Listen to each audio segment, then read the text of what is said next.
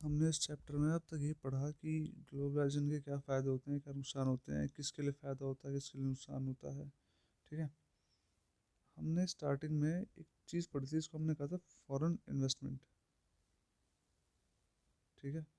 मैंने तुम्हें बताया था कि बाहर की कोई भी कंपनी, फॉरेन से आके कोई भी कंपनी अगर इंडिया में पैसे लगाती है तो उसे फॉरेन इन्वेस्टमेंट कहते हैं। ठीक है। फॉरेन यानी विदेशी, इन्वेस्टमेंट यानी वो पैसा जो आगे जा कर के कुछ पैसा जनरेट करता है। ठीक है। तो ये फ़र्क होता है इन चीज़ों में। इन्वेस्टमेंट होती है, इन्वेस्टमेंट हो गया, मान लो आपने शेयर में पैसा लगा दिया, या मान लो आपने प्लॉट खरीद लिया। ठीक है। और ये होता है खर्चे, एक्सपेंडिचर, जिसमें आपने जा कर के क्या कर लिया, टॉफ़ी खरीद ली। ठीक है। चॉकलेट्स खरीद ली या कुछ भी इस तरह की चीज़ें, बाइक खरीद ली मान लो। बाइक रहने दो फिलहाल। बाइक के दो पर्पज़ हो सकते हैं। जैसे चॉकलेट टॉफ़ी खाने पीने की चीज़ उस टाइम पे तुमने खाई और ख़त्म कर दी, जिससे आगे जाके तुम्हें कुछ नहीं मिला। और इन्वेस्टमेंट वो होती है जिससे आगे जाके तुम्हें प्रॉफिट मिलता है। प्लॉट के बाद तुमने 10 लाख रुपए खर्च किए हैं तो तुम उसे ये नहीं कहोगे एक्सपेंडिचर है हमारा। ठीक है। ये तुम उसे कहोगे कि ये हमने इन्वेस्ट किए हैं, क्योंकि ये जो प्लॉट है 10 लाख रुपए बाद में जाकर के किसी न किसी दिन 15 में कन्वर्ट हो जाएंगे, या इससे भी ज़्यादा में कन्वर्ट हो जाएंगे। ठीक है। तो इसलिए हम इसे इन्वेस्टमेंट कहते हैं, क्योंकि पैसा लग कर करके ज़्यादा होकर के वापस मिलता है। ठीक। अब किसी भी कंट्री में फॉरेन इन्वेस्टमेंट बढ़नी चाहिए, हमने पढ़ लिया था पहले ही। क्यों? क्योंकि इससे फॉरेन एक्सचेंज आता है, और कंट्री में जितना ज़्यादा प्रोडक्शन होगा उतनी कंट्री की जीडीपी बढ़ेगी, उतना वो एक्सपोर्ट करेगी और उतना ज़्यादा फॉरेन एक्सचेंज आएगा, और फिर उतना ज़्यादा गवर्नमेंट को टैक्स मिलेगा। तो अब ऐसा क्या हो किसी कंट्री में कि इन्वेस्टमेंट बढ़े उस कंट्री में, बाहरी कंपनी वहाँ पर इन्वेस्ट करें। तो ऐसे बहुत सारे फैक्टर्स है जो हमने पढ़ा था कि कोई भी इंडस्ट्री कहाँ सेटअप क्यों होती है। इसके लिए गवर्नमेंट अपनी तरफ से कुछ करती है, इसको हम कहते हैं स्पेशल इकोनॉमिक जोन्स। ठीक है। ये एक एरिया होता है, एक जगह होती है पर्टिकुलर। वहाँ पर क्या होता है, वहाँ पर गवर्नमेंट कुछ फैसिलिटीज़ प्रोवाइड कराती है एक्स्ट्रा बाकी जगहों से।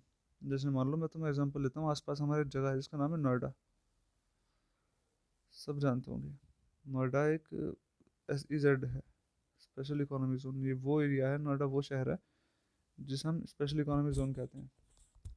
क्यों कहते हैं? क्योंकि इस एरिया में क्या करती है government, electricity, water, roads, transport, storage, इन सब के लिए ना बढ़िया फैसिलिटी प्रोवाइड कराती है कंपनीज को। अच्छी सड़कें होती हैं, चौड़ी चौड़ी। कभी नोएडा में जाओ तो पता चलेगा, दिखेगा सामने कि बड़ी चौड़ी चौड़ी सड़कें। ठीक है। जितनी हमारी एक तरफ की सड़क है उतनी दो तरफ की है, उतनी वहाँ एक तरफ की सड़क है। और दूर तक खुला खुली जगह है, कहीं ट्रैफिक जैम नहीं होता, कुछ नहीं होता। तो इससे होता क्या है कि जो बिजनेस होते हैं ना वो अट्रैक्ट होते हैं इससे। बड़ी बड़ी बिल्डिंग्स है नोएडा में। ठीक है।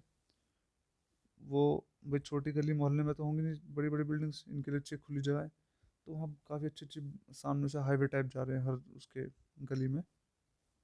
वहाँ पर गवर्नमेंट ने कुछ जो वो हैं फैक्ट्रीज, जो ऑफिस हैं बड़े बड़े, उनको काफ़ी ज़्यादा कुछ सब्सिडीज़ प्रोवाइड कर रखी हैं, कम टैक्स रेट्स हैं वहाँ पर। और जो भी कोई वो होता है एक SEZ, उसमें लेबर लॉज होते हैं जो काफ़ी फ्लेक्सिबल होते हैं। जैसे हमने बताया था ना कि मिनिमम वेजेस एक्ट हो गया, या एक मिनिमम टाइम हो गया, जैसे 8 घंटे, 8 घंटे की जॉब से ऊपर नहीं कर सकते। तो यहाँ पर आप इन चीज़ों का पालन ना भी करें तो चल जाएगा। समझे? तो ये बड़ी दिक्कत वाली बात भी है, और ठीक भी है। भाई इन्वेस्टमेंट चाहिए तो करना पड़ेगा। अगर इनके पीछे चक्कर में जाओगे, लेबर लॉज, वेजेस, ये सब चीज़ें, तो इन्वेस्टमेंट पीछे हटेगी। कंपनी को चाहिए होता है फ़ायदा, अब फ़ायदा आपको कहीं ना कहीं किसी न किसी नुकसान करके पहुंचाना पड़ेगा उसे। ठीक है। तो ये होता है स्पेशल इकोनॉमिक जोन, जहाँ पर सरकार इलेक्ट्रिसिटी, वाटर, रोड ट्रांसपोर्टेशन की काफ़ी अच्छी फैसिलिटी रखती है, एजुकेशन फैसिलिटी अच्छी रखती है। वहाँ पर लेबर लॉज जो होते हैं फ्लेक्सिबल होते हैं, और फॉरेन इन्वेस्ट वहाँ पर फिर अट्रैक्ट होती है बाकी एरिया के मुकाबले।